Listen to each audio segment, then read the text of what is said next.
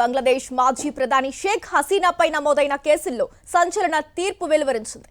ఢాకాలోని international crimes tribunal హత్య సహా పలు కేసుల్లో ఆమెను దోషిగా తేల్చిన న్యాయస్థానం ఉరిశిక్ష విధిస్తూ ఆదేశాలిచ్చింది. హసీనా ఆమె హోంమంత్రి మానవత్వానికి వ్యతిరేకంగా నేరాలకు పాల్పడ్డారని కోర్టు వ్యాఖ్యానించింది.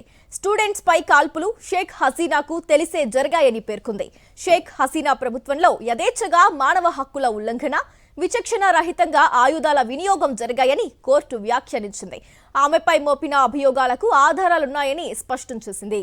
గతేడాది బంగ్లాదేశ్లో జరిగిన ఆందోళనలు తీవ్ర హింసాత్మకంగా మారి అనేక మంది ప్రాణాలు కోల్పోయారు. విద్యార్థుల ఆందోళనలతో ప్రధాని పదవి నుంచి దిగిపోయిన షేక్ హసీనా గతేడాది ఆగస్టు 5న బంగ్లాదేశ్ను వీడి భారత్కొచ్చారు. అప్పటి నుంచి ఢిల్లీలోనే ఆశ్రయం పొందుతున్నారు.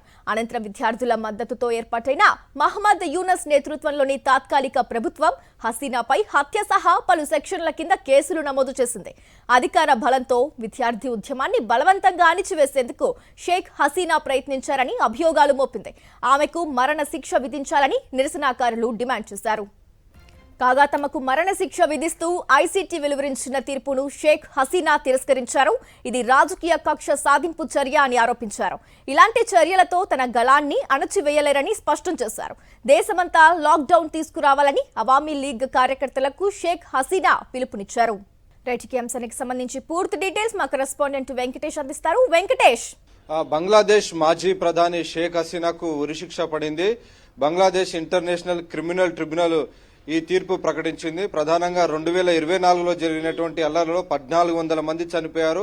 వీరందరూ చనిపోవడానికి కారణం ఆ రోజు ప్రధానిగా ఉన్నటువంటి షేక్ హసీనా ఆదేశాలే కారణమని ట్రిబ్యునల్ వెల్లడించింది. ఆమె వ్యతిరేకంగా జరిగినటువంటి ఈ స్టూడెంట్స్ మూవ్మెంట్ లో పెద్ద ఎత్తున చాలా మంది స్టూడెంట్స్ పైన అలాగే ఇతర ప్రజలపైన దారుణంగా ఆర్మీతో దాడులు చేయించారు. వారితో మారణాయుధాలు ఉపయోగించారు. దాని ఫలితంగా దాదాపు 1400 మందికి పైగా చనిపోయారని బంగ్లాదేశ్ ఇంటర్నేషనల్ క్రిమినల్ ట్రిబ్యునల్ వ్యాఖ్యానించింది. సో దీనికి సంబంధించినటువంటి విచారణ కూడా పూర్తి చేసిన తర్వాత అనేక సాక్ష్యాధారాలు ఉన్నాయని, సో ఆ నేపథ్యంలో ఆమెకు ఉరిశిక్ష విధిస్తూ ఈరోజు తీర్పును ప్రకటించింది. ఆమెతో పాటు ఆమె ప్రభుత్వంలో హోంమంత్రిగా పనిచేసినటువంటి హోంమంత్రికి అలాగే ఆ సమయంలో పోలీస్ చీఫ్ గా ఉన్నటువంటి వారికి కూడా ఉరిశిక్ష విధిస్తూ తీర్పు ప్రకటించింది. అయితే షేక్ హసీనా అలాగే హోంమంత్రి ఇద్దరు కూడా ఇండియాలో తలదాచుకుంటున్నారు. అక్కడ ఉన్నటువంటి పోలీస్ చీఫ్ మాత్రం అప్రూవర్ గా మారి షేక్ హసీనా ఆదేశాల మేరకే తాను ఇదంతా చేశాను, ఈ మారణకాండ సృష్టించాను, ఇంతమంది అల్లర్లో ఇంతమంది చనిపోవడానికి కారణమయ్యాను ఆయన ఇచ్చినటువంటి అప్రూవర్ స్టేట్మెంట్ ఆధారంగానే షేక్ హసీనాను దోషిగా నిర్ధారిస్తూ కొద్దిసేపటి కిందటే ఇంటర్నేషనల్ క్రిమినల్ ట్రిబ్యునల్ దీనికి సంబంధించినటువంటి తీర్పు ప్రకటించింది. అయితే ఆమెపై ఉరిశిక్ష విధించినప్పటికీ ఆమె ప్రస్తుతం ఇండియాలోనే ఉన్నారు. అలాగే హోంమంత్రి కూడా బంగ్లాదేశ్ హోంమంత్రిగా పనిచేసినటువంటి వ్యక్తి కూడా ఇండియాలో ఉన్నారు. సో వీరిద్దరిని బంగ్లాదేశ్ కు రప్పియాలంటే ఖచ్చితంగా కేంద్ర ప్రభుత్వం యొక్క అనుమతి అవసరం. ఆ మేరకు ఎక్స్ట్రాడిషన్ కి సంబంధించి నేరస్తుల అప్పగింతకు సంబంధించినటువంటి అభ్యర్థన ఇప్పటికే బంగ్లాదేశ్ ప్రభుత్వం పెట్టింది. కానీ మన ప్రభుత్వం ఇంకా దీనిపైన ఎలాంటి నిర్ణయం తీసుకోలేదు. సో అది పెండింగ్ లో ఉంది. అయితే బంగ్లాదేశ్ మాజీ ప్రధాని షేక్ హసీనా మాత్రం ఖచ్చితంగా తన యొక్క ప్రాణం దేవుడిచ్చాడు, ఆయనే తన ప్రాణం తీసుకెళ్తాడు, తన జీవితం అంతా కూడా బంగ్లాదేశ్ ప్రజల కోసమే అంకితమని, తన కుటుంబం కూడా బంగ్లాదేశ్ కోసమే, బంగ్లాదేశ్ విముక్తి కోసం పనిచేసింది. బంగ్లాదేశ్ లో తన కుటుంబ సభ్యులందరినీ కూడా పోగొట్టుకున్నటువంటి విషయాన్ని ఆమె భావోద్వేగంగా ప్రకటించినటువంటి పరిస్థితి మనం చూసాం. సో మొత్తానికి తాజాగా ఇంటర్నేషనల్ క్రిమినల్ ట్రిబ్యునల్ ఇచ్చినటువంటి ఈ తీర్పు నేపథ్యంలో బంగ్లాదేశ్ ఆమెను అప్పగించాలని కొంత ఒత్తిడి చేసేటువంటి అవకాశం ఉంది. కానీ బంగ్లాదేశ్ మాజీ ప్రధాని షేక్ హసీనాకు మన ప్రభుత్వం సంపూర్ణంగా మద్దతిస్తూ ఆమెకు ఆశ్రయం ఇచ్చినటువంటి నేపథ్యంలో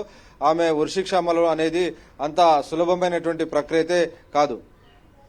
రైట్ వెంకటేష్, ఏదైతే షేక్ హసీనా మీరు చెప్పినట్టుగా ప్రస్తుతం భారత్లోనే ఉన్న నేపథ్యంలో ఈ సమయంలో ఈ ఉరిశిక్షణ అనేది ఎలా చూడొచ్చు అంటారు? అంటే భారత్ షేక్ హసీనాని ఉరిశిక్ష అమలు నిమిత్తం బంగ్లాదేశ్ కు పంపడానికి నిరాకరిస్తే పరిస్థితి ఏంటంటారు?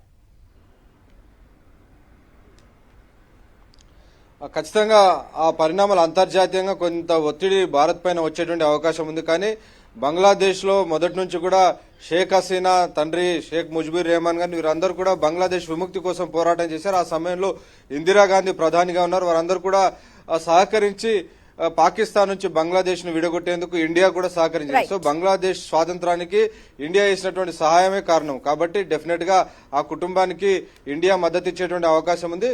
షేక్ హసీనాను ఇండియా కాపాడేటువంటి అవకాశాలు కనబడుతున్నాయి. Right, thank you Venkatesh.